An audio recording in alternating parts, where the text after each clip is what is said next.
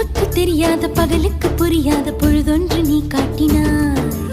இதயத்தில் நீ இருப்பதனால் நான் தூங்கும் நேரத்தில் என்னுள்ளே தூங்காமல் நெஞ்சுக்குள் வாயாடினாய்.